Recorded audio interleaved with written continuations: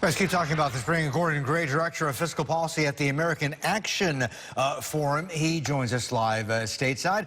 Gordon, good to talk to you, and thanks for staying up to do this with us. What do you make of this plan? I mean, if you're generous and level-headed about it, you'd say, look, this is a political document, which is a starting point for debate within Congress with the Democrats. If you're not so generous, you'd say, look, this is just a political stunt. This is throwing red meat to the president's, the extremist part of his base ahead of elections.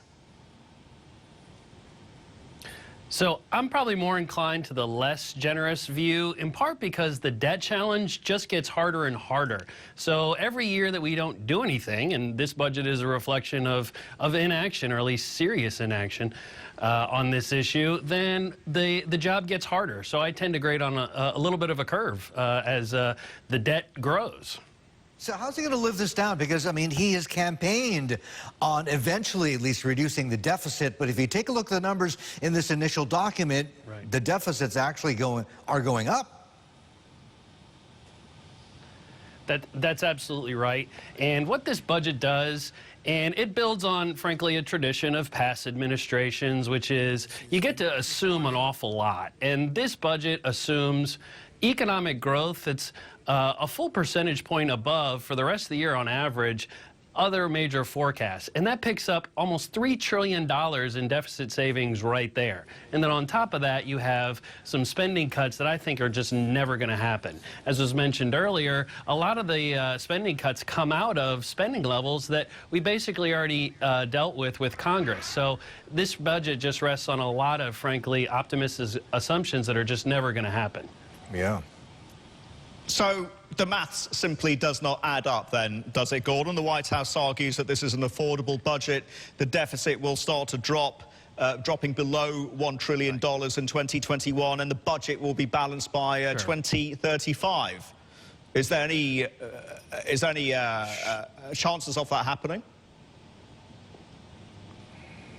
Well, it used to be the case that you could make all these numbers add up within 10 years and claim that you were getting to balance. But now the math is getting so hard that even when you assume unrealistic spending cuts, unrealistic growth, you can't get there within the first 10 years. So what that ought to do is tell policymakers that the budget challenge is getting harder and harder, and we have to get a lot more serious about the challenge. So unfortunately, this budget is just like a lot of other administrations' budgets, where it's a messaging document, and that is certainly the case in an election year.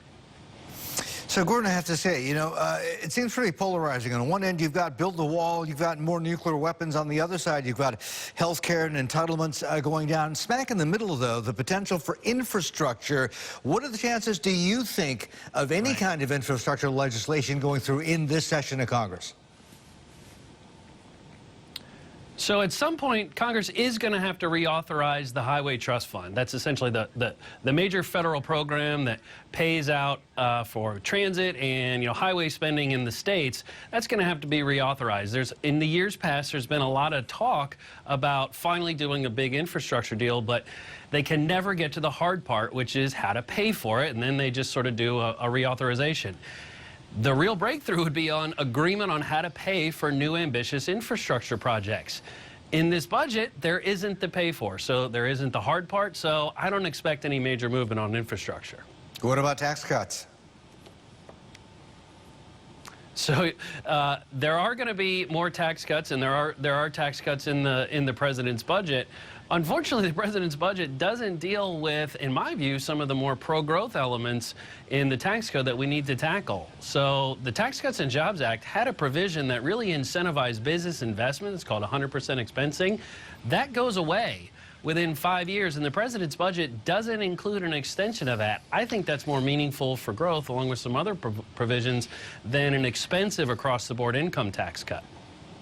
What's the risk then, Gordon, that rising levels of debt will drive up borrowing costs for the U.S. and ultimately what happens to the sovereign credit profile of the United States? So the U.S. So that's complicated, of course, because in my view, the debt trajectory does put at risk the creditworthiness of the United States.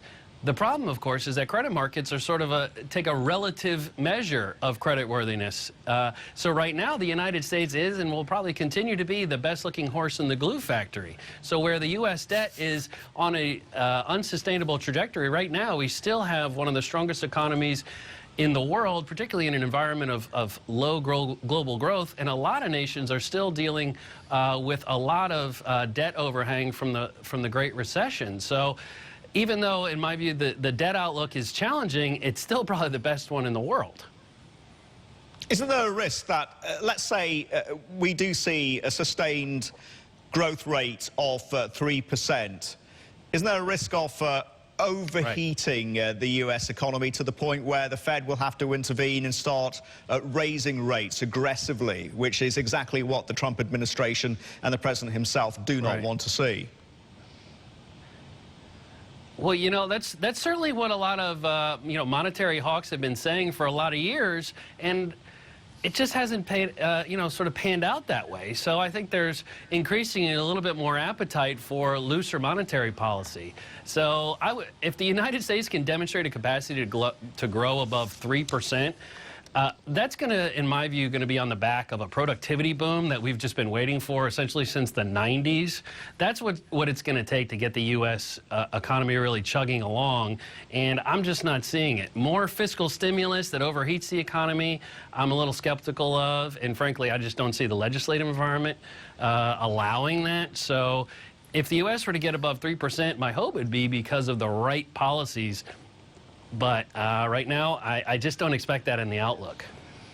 Gordon, we are living in an era of political upsets and political changes, and if there is a Democratic government in the White House, what do you think the budget profile and the economic plan would look like under them? So the reason the United States has a budget challenge, in my view, is essentially that we've told the American people that they can have all the government they want without paying for it. And that imbalance holds true under Republicans and Democrats. Both Republicans and Democrats like spending taxpayer dollars, and even though we're seeing major tax increase proposals out of a lot of the Democratic candidates, none of them are really laying out the needed tax increases and spending cuts that you need to get the federal budget under control. Instead, they're just promising a whole lot of new spending. So my concern is that a new Democratic president would look an awful lot like the current one, which is not touching the major drivers of the long-term deficit, and instead just adding on new promises to the debt. That's our problem, and I'd be concerned that we're going to have the same problem going forward under both Trump or whoever the eventual nominee on the Democratic side is going to be. Gordon, we'll have to wrap it up there, so thank you very much indeed for those insights. Gordon Gray there, Director of Fiscal Policy at American Action Forum. Still to come on the programme, don't forget the small